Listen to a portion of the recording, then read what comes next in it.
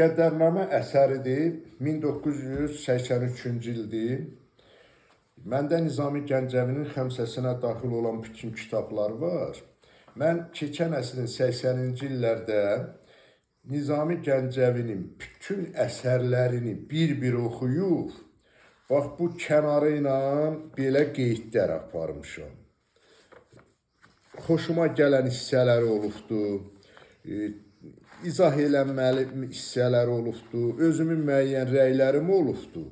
Bütün kitabı bu cür qeydiyyatlarla işarələmişəm və Nizami Gəncəvinin bu kitabın birinci hissəsi Şərəfnamə, ikinci hissəsi İqbalnamədir, Taleh kitabı, bəxt kitabıdır. Mən bu kitaba da həqiqətən Taleh kitabı, fal kitabı kimi baxmışam və müəyyən şeyləri sınaq üçün bu kitabdan hər dəfə baxanda hələ həyatımda olmayıbdır ki, bir beyt, bir misra mən oradan oxuyam və sonraki o beytlə o qarşıda olan gözlədiyim niyyət, iş arasında uyğunsuzluq olur. Və həqiqi mənada şeyxdir, Allah rəhmət eləsin. Bununla bağlı İskəndərin özünün fal açmasına aid əsərdən bir misal demək istəyirəm.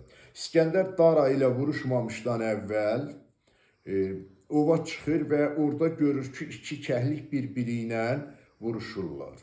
Özündən şərti olaraq bölgə aparır. Deyir ki, bu quşun biri mən, biri də Dara. Görək hansı qalib gəlsə, bizim qarşıdakı döyüşdə də elə həmin adam qalib gələr. İskəndər özü üçün seçdiyi quş, o biri quşa qalib gəlir. Aradan biraz keçməmiş, başqa bir yırtıcı quş şığıyır, gəlir.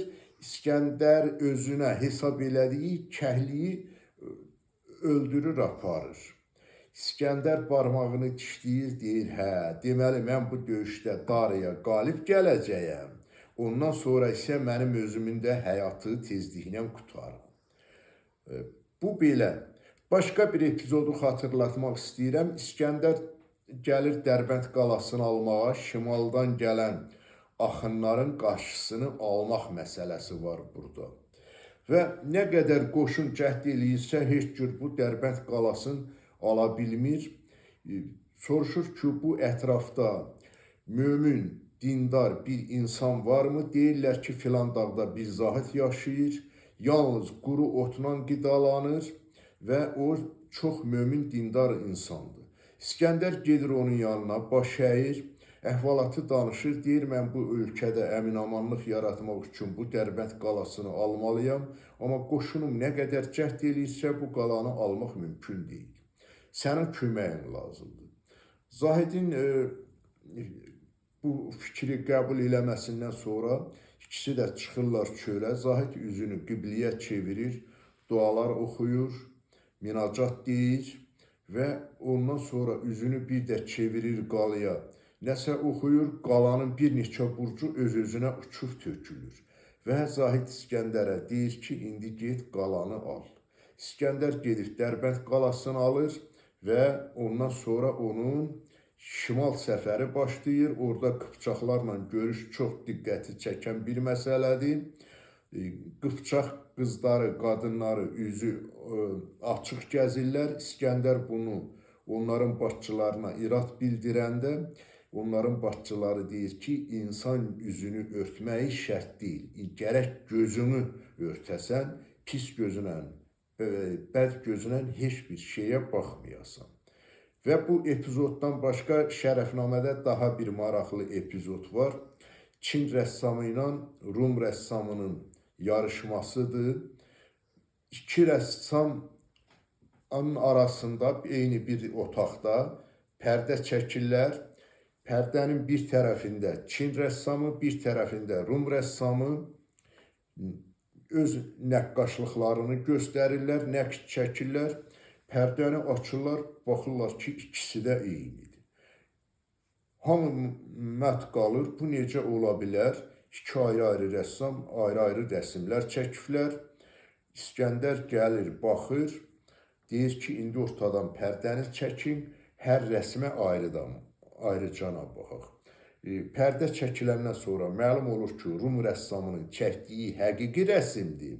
Çin rəssam isə divara o qədər sığal veribdi ki, divar güzgü kimi olubdu və Rum rəssamının çəkdiyi rəsmi eynilə əks elətdirir. İndi bunun hansına qiymət vermək lazımdır? İskəndər hər ikisini qiymətləndirir ki, o bir cür sənət əsəridir. Bu da bir cür sənət əsəridir və hər biri öz yerində gərəklidir, hər birinin öz böyük əhəmiyyəti var. Əsərin ikinci hissəsi İqbalnamə, yaxud da ki, Xirətnamə ki adlanır. Orada daha böyük mətləblərdən söhbət gedir.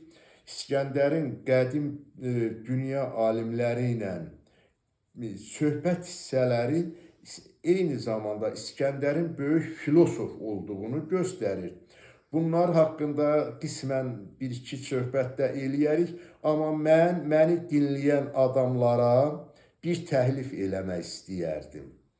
Əgər kiminsə zövqü, marağı varsa, İskəndərnamənin İqbalnamə hissəsini tapsın, həmin hissədən bədnəzər nədir və üzərliyin bədnəzərdən qorunmasında rolu nədən ibarətdir? Buna bir cavab tapa bilər. Eyni zamanda insan hamısı Adəmlə Həvvadan yaranıbdırsa, bəs niyə 3 irqə bölünübdür?